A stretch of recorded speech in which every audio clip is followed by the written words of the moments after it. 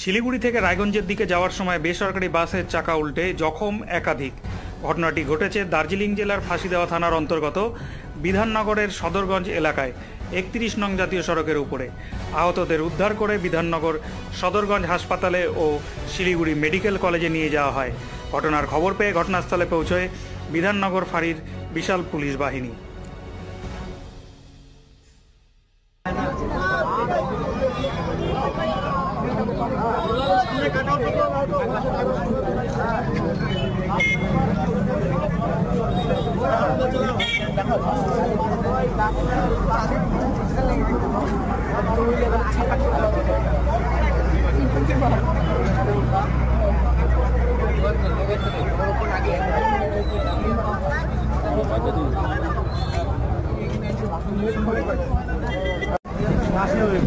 पहाड़ हटाई